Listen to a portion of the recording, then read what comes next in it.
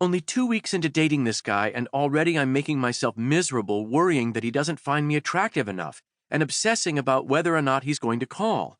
I know that once again I'll manage to turn all my fears about not being good enough into a self-fulfilling prophecy and ruin yet another chance at a relationship. What's wrong with me?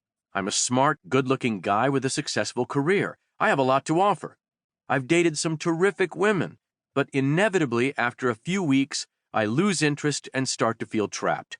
It shouldn't be this hard to find someone I'm compatible with. I've been married to my husband for years, and yet feel completely alone. He was never one to discuss his emotions or talk about the relationship, but things have gone from bad to worse. He stays at work late almost every weeknight, and on weekends, he's either at the golf course with friends or watching the sports channel on TV.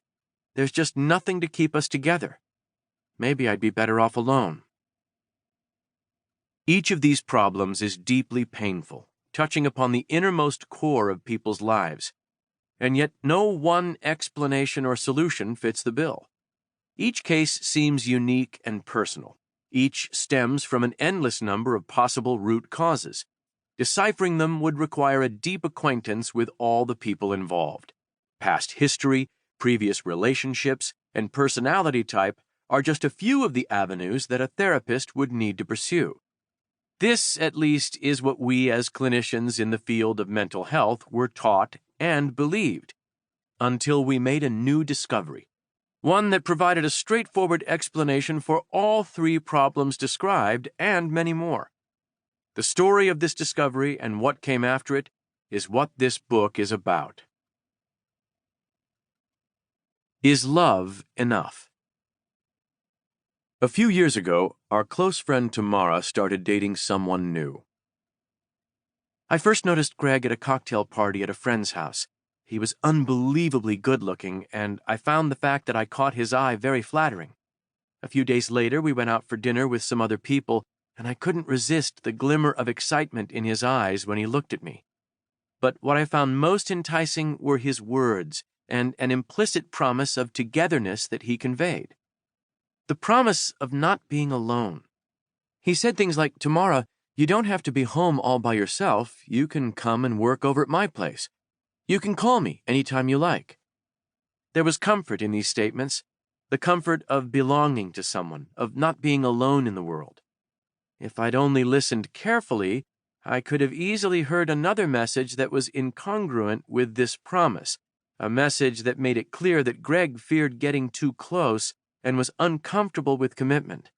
Several times he'd mentioned that he'd never had a stable relationship, that for some reason he always grew tired of his girlfriends and felt the need to move on. Though I could identify these issues as potentially problematic, at the time I didn't know how to correctly gauge their implications. All I had to guide me was the common belief that many of us grow up with, the belief that love conquers all. And so I let love conquer me. Nothing was more important to me than being with him. Yet, at the same time, the other messages persisted about his inability to commit. I shrugged them off, confident that with me, things would be different. Of course, I was wrong. As we got closer, his messages got more erratic and everything started to fall apart. He began telling me that he was too busy to meet on this night or that. Sometimes he'd claim that his entire work week looked crazy and would ask if we could just meet on the weekend. I'd agree, but inside I had a sinking feeling that something was wrong. But what? From then on, I was always anxious. I was preoccupied with his whereabouts and became hypersensitive to anything that could possibly imply that he wanted to break up.